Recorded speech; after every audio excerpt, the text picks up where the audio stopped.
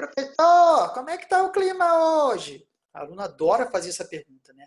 Outra coisa, nossa, o tempo mudou do nada, né? Não existe massa de ar, não existe circulação atmosférica, não existe vento, nada disso, né? Então, gente, para não cometer esses erros, na videoaula de hoje a gente vai estudar um pouco mais sobre climatologia, beleza? Vamos lá, roda a vinheta. Ih, não tem vinheta, né? Mas vamos lá. Tempo e clima. Vamos diferenciar tempo e clima. Quando o aluno pergunta, professor, como é que está o clima hoje? Dá vontade de desganar o pobre coitado.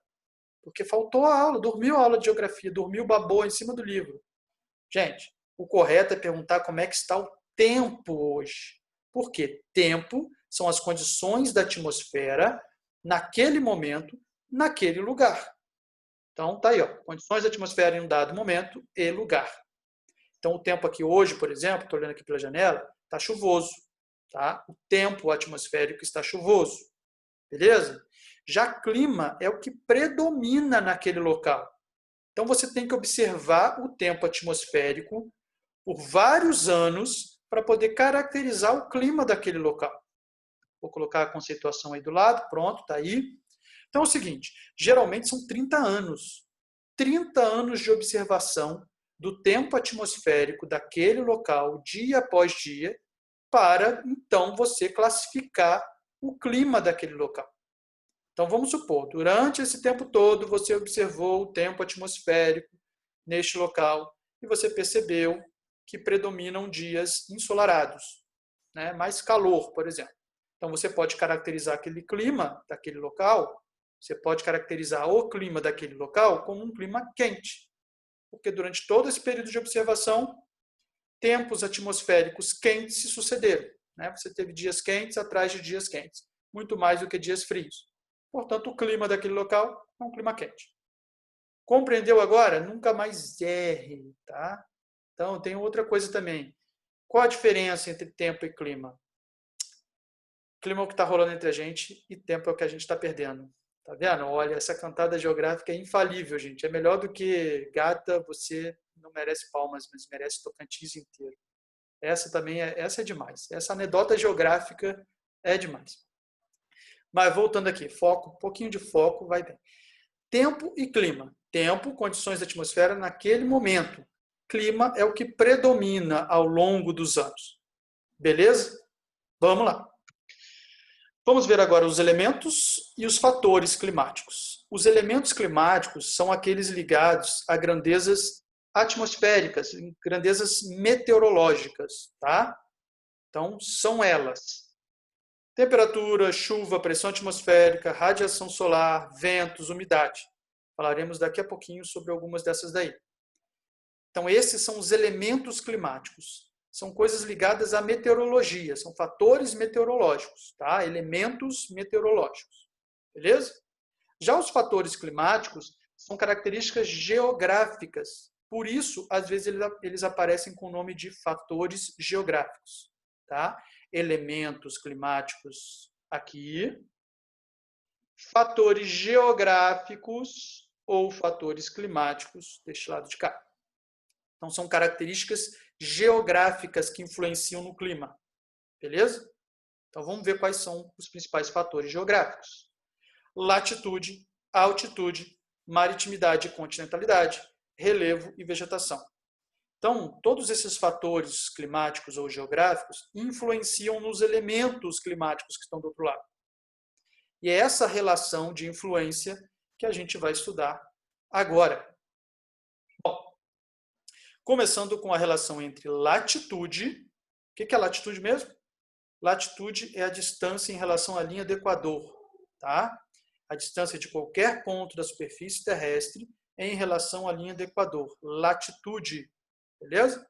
Medida em graus, de 0 a 90 graus norte, de 0 a 90 graus sul. Então, o fator geográfico, o fator climático é a latitude e o elemento climático é a temperatura. Como é que a temperatura varia em função da latitude? Da seguinte forma. A Terra, né, gente, ela não é plana. É pleno 2020, nós temos que dizer que a Terra não é plana. Então, a Terra ela é um geóide. O geóide ela é redonda e achatada nos polos, tá? Pensa assim, ela é redonda e achatadinha nos polos, tá? Para ficar bem mais fácil de compreender o que é um geóide.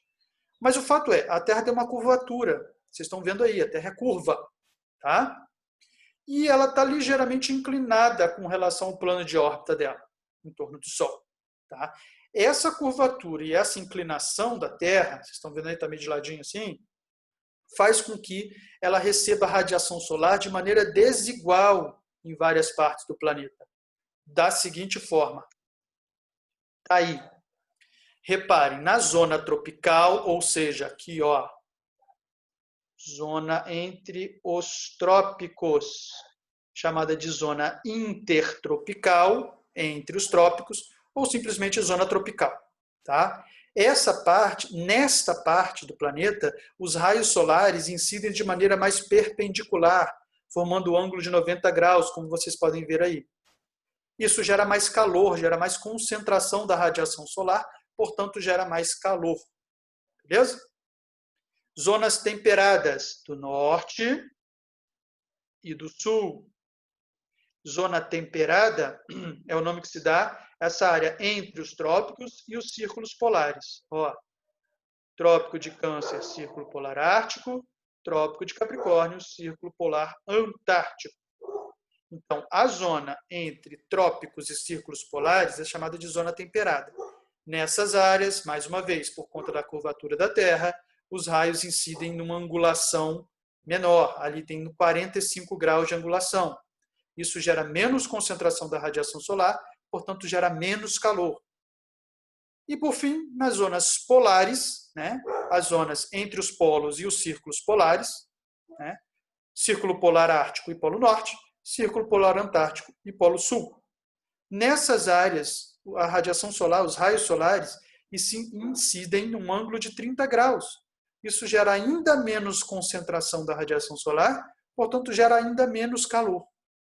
Tá? Então, qual é a relação entre latitude e temperatura? Quanto maior a latitude, olha a setinha para cima, quanto maior a latitude, ou seja, próximo aos polos, porque a latitude varia de 0 grau na linha do Equador até 90 graus para norte ou 90 graus para sul. Então, portanto, quanto mais próximo aos polos, maior a latitude, certo? Então, quanto maior a latitude, menor a temperatura. Beleza?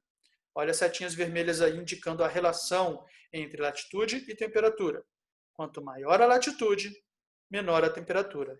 Ou seja, são grandezas inversamente proporcionais. Quando uma aumenta, a outra diminui. Quando uma diminui, a outra aumenta. Beleza? Latitude e temperatura são inversamente proporcionais. Quanto maior a latitude, mais próximo aos polos, menor a temperatura. Quanto menor a latitude, mais próximo à linha do Equador, maior a temperatura. Show? Próxima relação. Altitude agora, com temperatura. Como que o fator climático, o fator geográfico, a altitude, que é a distância em relação ao nível do mar, influencia na temperatura? Bom, o desenho está mostrando, né? Está ali o mar, o ponto A, uma média de 22 graus Celsius, 0 metro, está ao nível do mar, portanto, altitude 0. Já essa cidade B ali, localizada a 600 metros de altitude, você tem 19 graus. A cidade ou a localidade C, lá em 1.200 metros de altitude, 16 graus. Então, né, gente, já dá para ver qual é a relação. Quanto maior a altitude, menor a temperatura. Quanto mais alto você está, menor a temperatura. Mas, professor, por que se eu estou mais próximo do Sol? E aí? Por quê? Realmente, quanto mais alto você vai, mais próximo do Sol você está. Por que não é mais quente? É ao contrário, é mais frio. Porque, na verdade, gente, não é o Sol que aquece, é a Terra. O Sol aquece o solo aquece o ar. Então, vamos lá. O Sol está aqui, aquece a Terra. O calor da Terra aquece a camada de ar adjacente a ela, aquece a atmosfera. Tá? Então, tem influência na proximidade com o Sol. Tem influência, na verdade, com pressão atmosférica. Vamos começar a complicar um pouquinho agora? Vamos lá. Pressão atmosférica. Entenda a pressão atmosférica como uma camada de ar que existe sobre os locais. Então, quanto mais baixo você tiver, a altitude que eu estou falando mesmo, lá próximo ao nível do mar, maior a pressão atmosférica, porque a camada de ar que tem em cima de você é maior. Tá?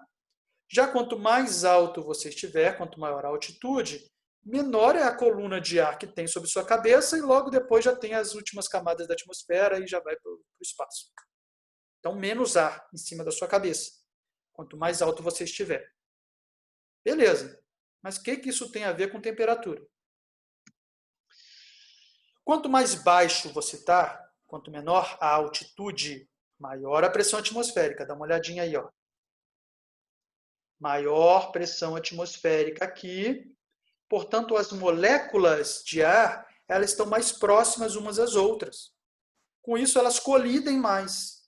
E essa colisão gera mais calor. E quanto mais alto você vai, ó, a menininha, a mulherzinha subindo aqui, ó. Ela está lá em cima. Menor coluna de ar sobre a cabeça dela, menor pressão atmosférica. Com isso, se tem uma pressão menor, as moléculas ficam mais separadas, mais distantes umas das outras. Isso gera menos choque entre as moléculas, isso gera menos calor. Tá? Beleza? Tem um outro fator também. Quanto maior a altitude, mais irregular tende a ser o relevo. Né? Um relevo cheio montanhoso, cheio de vales, e, enfim, montanhas e picos e tudo mais. E aí o Sol aquece essa área. Lembra que eu falei que o Sol aquece a Terra, o chão. E o chão, a Terra, aquece o ar. E aí, como a superfície é toda irregular, a incidência dos raios solares acaba tendo ângulos diferentes, isso gera menos calor também. Beleza? Deu para entender? Meio complicadinho isso daqui, né? Mas o fato é, quanto maior a altitude, quanto mais acho que tem um recado, tá aí, ó. Altitude e temperatura são também grandezas inversamente proporcionais. Quanto maior a altitude, quanto mais alto você vai, menor é a temperatura, tá? Lembre-se, o Sol não aquece o ar diretamente. O Sol aquece o chão e o chão aquece o ar, tá? Então tem nada a ver a proximidade com o Sol aí, beleza? Próximo, maritimidade e continentalidade. Coloquei ali uma explicação do que é o que, né? Maritimidade é a proximidade com o mar. Então, maritimidade mais próximo do mar. Continentalidade é mais dentro do continente, ou seja, afastado do litoral, afastado do mar. Menor proximidade com o mar, coloquei ali. Tá? Mas como o nome é continentalidade, vocês podem pensar assim também, mais para dentro do continente e afastado do litoral. Beleza? Esses são os fatores geográficos, maritimidade e continentalidade. O elemento climático é temperatura, mas não exatamente a temperatura, e sim a amplitude térmica. O que é a amplitude térmica? É a variação de temperatura. A diferença entre máxima e mínima. Tá? Então, amplitude térmica é a variação de temperatura. A diferença entre temperatura máxima e temperatura mínima. Isso é chamada de amplitude térmica. E ela varia conforme a maritimidade e a continentalidade. Como? Bom, leia o que está escrito aí. A água possui a propriedade de conservar mais a temperatura do que a superfície terrestre. Isso tem a ver com calor específico. Depois você pergunta ao seu professor de física o que significa esse troço aí. O fato é que a água conserva mais a temperatura, tá? Do que o solo, do que a terra. Então, gravem isso. A água tem propriedade de conservar mais a temperatura. Então, daí você já consegue imaginar a relação da maritimidade e da continentalidade com a amplitude térmica. Não consegue? Vamos lá.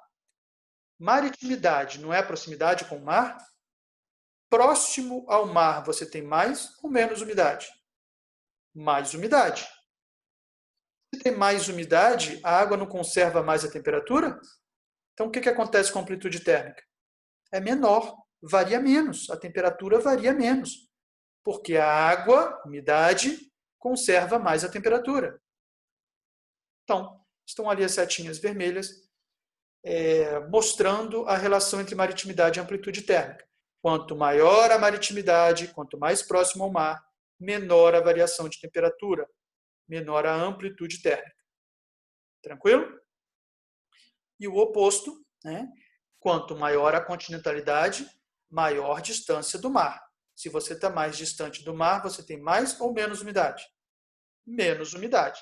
Se você tem menos umidade, a temperatura vai variar mais, porque não tem tanta água para conservar a temperatura.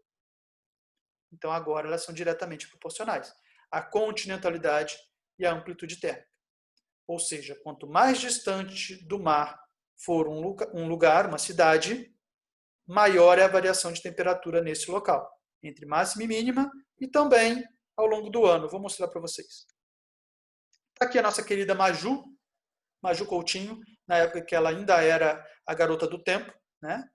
Vocês podem reparar, o braço dela está na frente ali, mas dá para ver que o Rio de Janeiro tem a máxima de 29 e a mínima de 13, né? E uma variação de 16. É a amplitude térmica, está ali no meio, está escrito, quadradinho ali.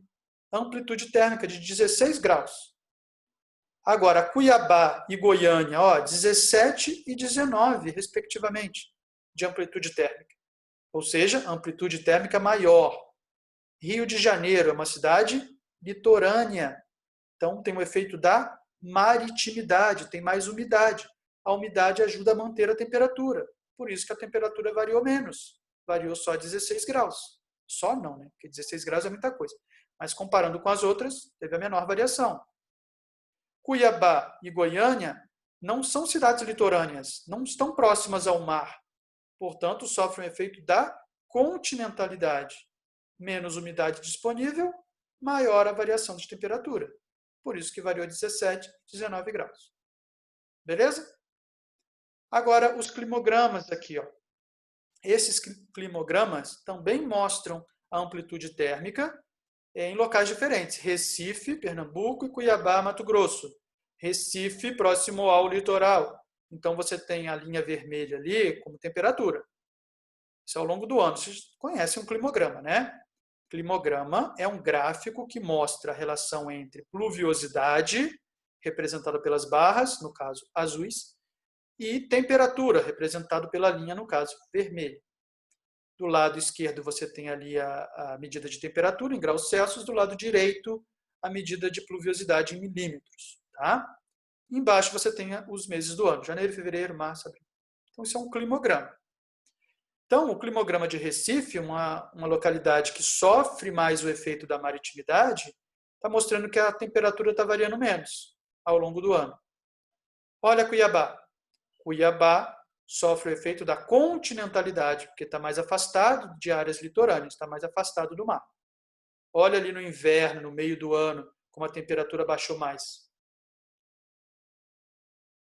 Então, a diferença entre máxima e mínima ao longo do ano foi maior em Cuiabá, que está mais afastado do mar, sofre efeito da continentalidade. Recife, a diferença entre máxima, aqui eu acho, né? Máxima e mínima foi menor, amplitude térmica menor. Tá? Então, vamos lá. A amplitude térmica varia em função da maritimidade e da continentalidade, tanto no dia quanto no ano. Tá? A Maju está mostrando ali a previsão diária e os climogramas mostram a variação, a amplitude térmica no ano, tá? Que predomina nesses locais. Então, quanto maior a maritimidade, quanto maior a presença de umidade, mais proximidade com o mar, menor a amplitude térmica, menor a variação de temperatura.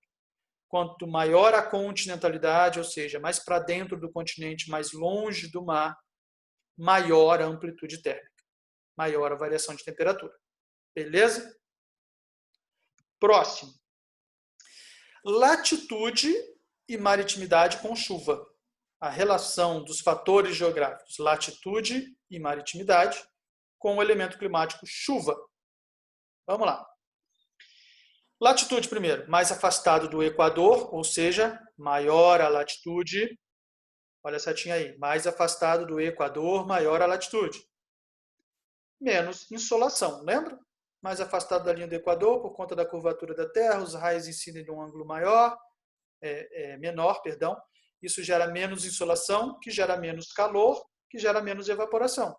Se gera menos evaporação, menos chuva. Tá? Olha a relação, gente. Latitudes grandes, altas, ou seja, longe da linha do Equador. Longe da linha do Equador, essa área recebe menos radiação solar. Recebendo menos radiação solar, você tem menos evaporação. Menos evaporação representa, em geral, menos chuva. Então, essa é a relação entre latitude e chuva. Quanto maior a latitude, menor a quantidade de chuva, menor a pluviosidade. Beleza? E maritimidade? Maritimidade é a proximidade com o mar.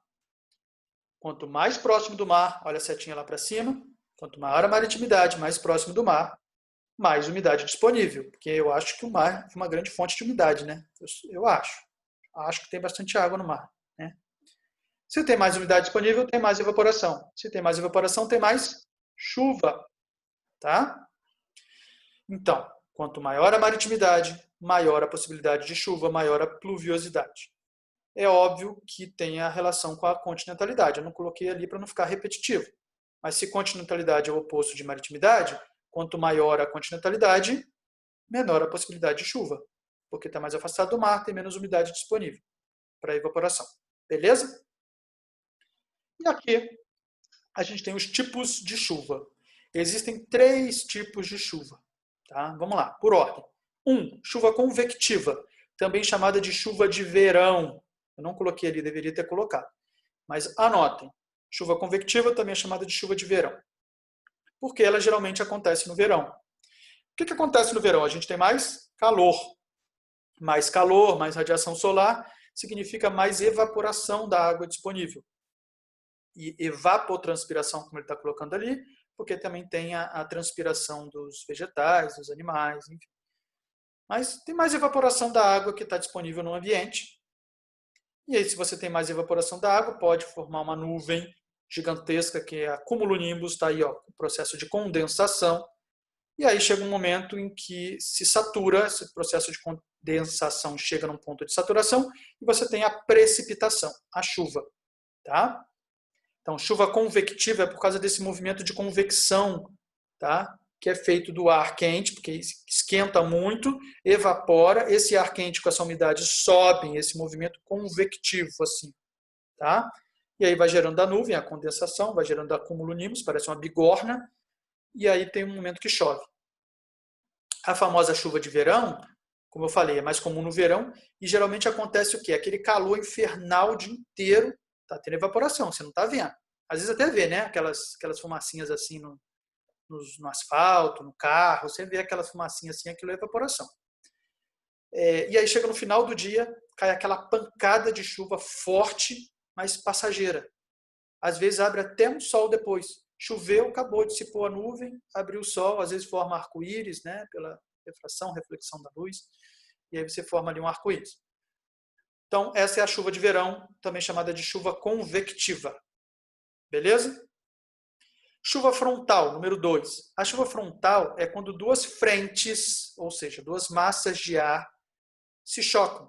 Então, é fácil gravar. Ó, chuva frontal tem a ver com frente. Tá? 2 massas de ar batendo assim. Ó. Você tem geralmente uma massa de ar estacionária parada sobre um local.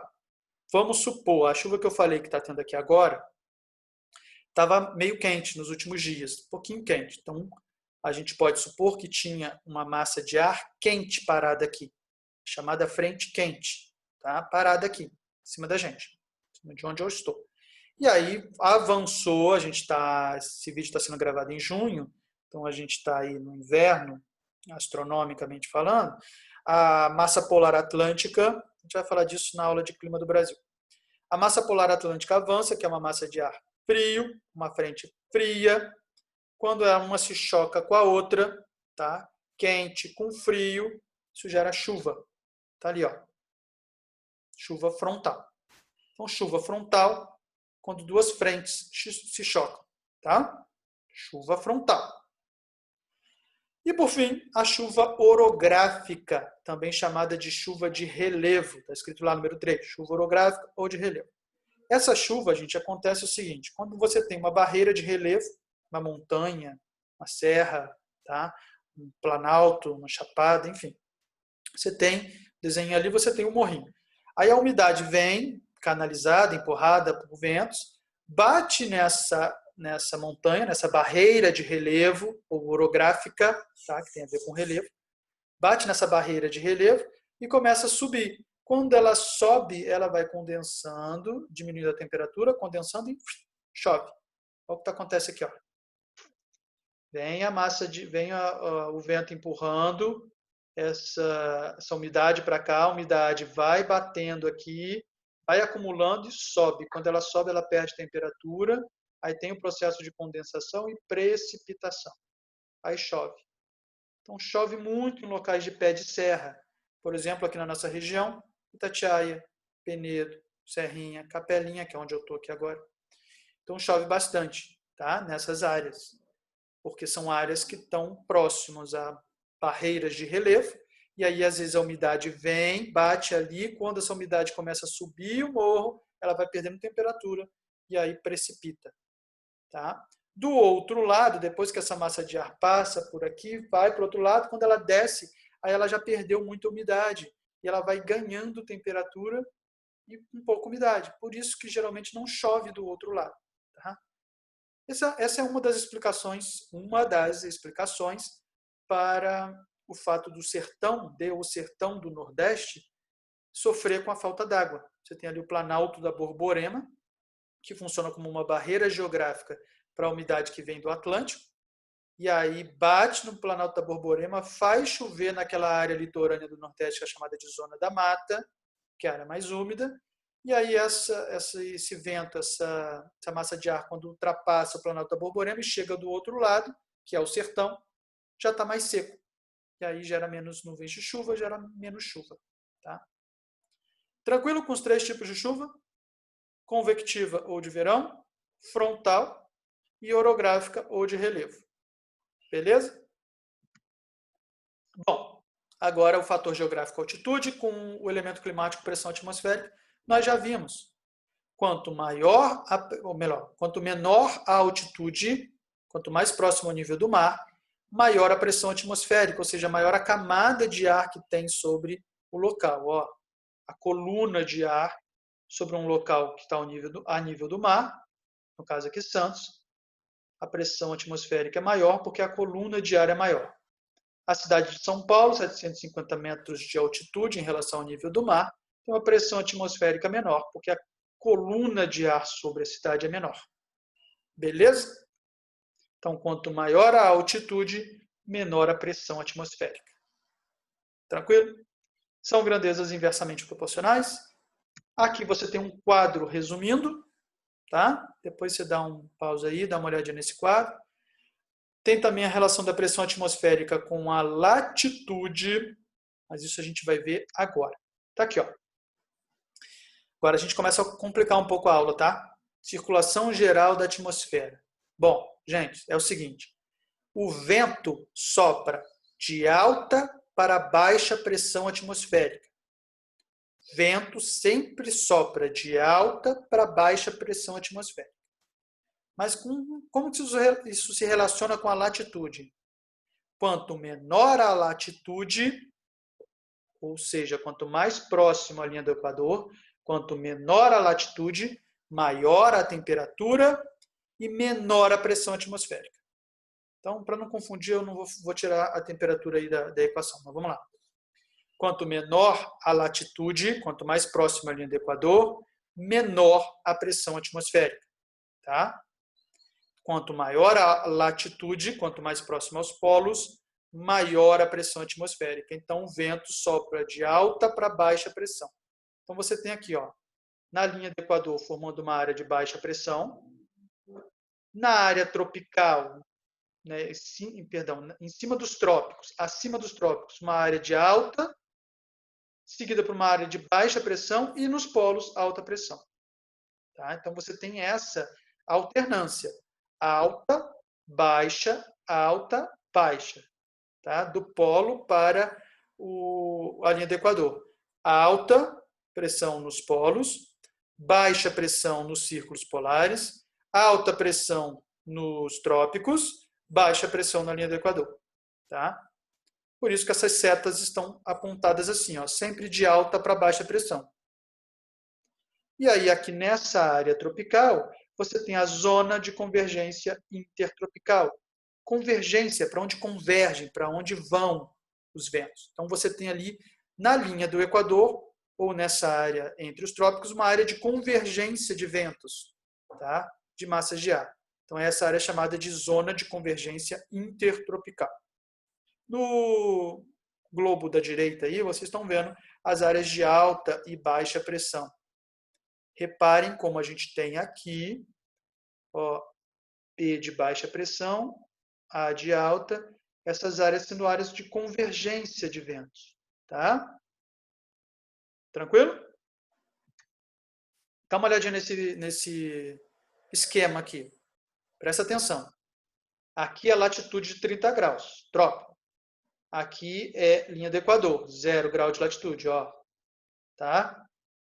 Então, você tem os ventos que sopram dos trópicos para a linha do Equador, ó, trópicos para a linha do Equador, são chamados de ventos alísios. Esse tipo de vento, esses dois alísios e contralísios, é importante saber, tá? É importante gravar isso. Então, ó, os ventos alísios, eles sopram em baixas altitudes, ou seja, mais próximo ao solo dos trópicos em direção à linha do Equador. E eles são carregados de umidade. Então, chega aqui, eles fazem chover, causam chuvas. Tá? Causam chuvas na linha do Equador, nas baixas latitudes. Tá? Já os contralísios sopram ao contrário. Eles sopram na direção da linha do Equador para os trópicos, ó, em altas altitudes, lá em cima. E são ventos secos, com menos umidade. Portanto, não causam chuvas. Tá? Então, vamos lá, mais uma vez. Ventos alísios. Eu vou voltar aqui. Ó. Esses daqui são os ventos alísios. Estão mostrando só os alísios, ó, que sopram em direção à linha do Equador. Ó. São os ventos alísios. Tá? Os contralísios não estão sendo mostrados aí, mas eles sopram no sentido inverso, da linha do Equador em direção aos trópicos, em altas altitudes, lá em cima, tá? Como está mostrando nessa figura. Beleza? Alísios e contralísios. Agora eu quero ver. Modelo de circulação das três células. Bom, já devem ter ouvido falar da célula de Hadley. Já ouviram falar? Não? Então vamos ver aqui agora. E da força de Coriolis. A força de Coriolis, gente, não é uma força. É chamada de força, mas não é força. É pseudo-força. Ou também chamada de força inercial. Eu botei uma animação aqui para ver se a gente consegue entender. A força de Coriolis é uma força relativa. Ela só existe do ponto de vista do observador, ou seja, eu estou observando um ponto e eu fazendo um movimento de rotação em torno desse objeto, desse ponto que eu estou observando. Tá, complicou, né? Vamos ver se ele aparece ali. Ué, ele não... Ah lá. Reparem, o observador fez um movimento, observador pontinho vermelho, ele fez um movimento de rotação em direção ao ponto observado, que é a bolinha preta. E aí, de acordo do ponto de vista da bolinha vermelha, do observador, a bolinha preta fez um movimento. Esse movimento que está sendo mostrado na imagem. Essa é a força de Coriolis, tá? Então, força de Coriolis é uma força inercial, uma pseudo-força relacionada ao movimento do observador, movimento de rotação do observador com relação a um ponto qualquer, a um ponto fixo. Tá? Não precisa gravar isso, aí é física. Física é outra coisa, é derivação de matemática, é outra bosta. Ninguém entende nada disso. Ninguém entende nada. Não serve para nada. Não, mentira. Todo respeito às exatas, não serve para nada, mas todo respeito. O fato é, força de Coriolis é uma força que está relacionada ao conceito das três células de circulação. Estão aqui, ó. As três células de circulação. Você teria a célula de circulação polar, a célula de Ferré, tá? Ou Ferrel, que a célula polar nos polos, a célula de Ferrel nas áreas temperadas, nas zonas temperadas, e a célula de Hadley aqui, na área tropical onde nós estamos. Então, se numa questão cair lá perguntando qual é a célula de circulação atuante nas áreas tropicais aqui no nosso país, enfim, é a célula de Hadley, tá? Então, essa célula de circulação, reparem, vermelho, né, que está a seta marcada em vermelho, em baixas altitudes, mais quente, em altas altitudes, mais frio, tá? Então, você reparem ali as células de circulação. Aqui tem outro esquema da direção de rotação das 3 células, a célula polar, a célula de Ferrel e a célula de Hadley, tá? Tem outra célula de circulação que a gente vai falar em outra aula de clima, beleza? Brisa. Isso aqui é mais fácil, tá? Mais fácil e até mais agradável. Vamos falar de brisa marítima e brisa continental. Seguinte, vamos lá. Durante o dia, o quadrinho da esquerda aí. Começa pelo quadrinho da esquerda. Durante o dia você tem ali o Sol. Olha que Sol bonitinho desenhado ali. Fui eu que desenhei não, tá, gente? Peguei na internet. Você tem um Sol ali aquecendo tanto o oceano quanto a Terra. A Terra se aquece mais rápido do que a água. Então, Terra esquenta, Sol esquenta a Terra, que esquenta o ar. Lembra que eu falei para vocês que esquenta o ar adjacente, a camada atmosférica adjacente ao Sol. Ar quente é menos denso, ele tende a subir. Quando ele sobe, forma uma área aqui de baixa pressão. Baixa pressão atmosférica. O oposto acontece sobre o oceano. O oceano demora mais para se aquecer, então gera menos calor aqui. Então fica mais frio, então gera uma área de alta pressão. Então o vento sopra durante o dia do mar para o continente. Está aqui, ó, brisa. Faltou colocar aqui brisa marítima. Aí é uma brisa mais fresquinha, mais agradável, mais úmida, que vem do oceano em direção ao continente. Durante o dia, de manhã, tá? Durante o dia, você tem o vento soprando do mar para o continente, por conta da diferença de pressão. Mais uma vez, o Sol aquece mais rapidamente a Terra. Aquecendo a Terra, gera uma área de baixa pressão aqui. Essa baixa pressão, se aqui é baixa pressão, consequentemente sobre o oceano é alta pressão. Aí o vento sopra do oceano para a Terra. Tá? Chega a noite, vocês estão vendo aqui uma lua, não tem sol, então não tem mais a fonte de calor. Mas, como a gente já viu lá atrás, a água demora mais para perder calor. Lembra que ela mantém mais a temperatura? A gente viu isso, né? Para falar de maritimidade. Então, se a água retém mais calor, durante a noite ela está jogando mais calor na atmosfera, enquanto que a Terra, aqui, o continente, já perdeu calor. O mar, a água ainda está perdendo calor. E aí aqui fica mais quente, o ar quente sobe, e aqui fica uma área de pressão baixa. Tá? E aí o vento sopra, então, do continente, que fica com uma área de mais pressão, para o mar. E aí o vento que vem é aquele vento quente, e às vezes até cheio de poluição, dependendo da cidade que você está. Porque né, passou o dia inteiro aquecendo a terra, lá, os prédios, o asfalto, tem toda a emissão de gases das indústrias, dos automóveis e tudo mais. Aí chega durante a noite, o vento sopra do continente para o mar, e aí é um vento mais quente e mais poluído. Tá? Isso daqui, gente, para quem não conhece, a Pedra do Arpoador, no Rio de Janeiro. Isso aí, ó, tudo maconheiro. Porque o maconheiro, ele conhece geografia. Ele vai fumar maconha na Pedra do Arpoador no final do dia, onde o vento, né, o momento em que o vento sopra do continente para o mar. Então leva toda a marola para o mar e o policial não vai pegar, não vai sentir o cheiro. Olha só, tá vendo? Maconheiro também é cultura, gente. Também conhece geografia. Aí, por isso, fica lá chapadão, fica aplaudindo o sol. Fica aplaudindo o pôr do sol. Isso pode. É brincadeira.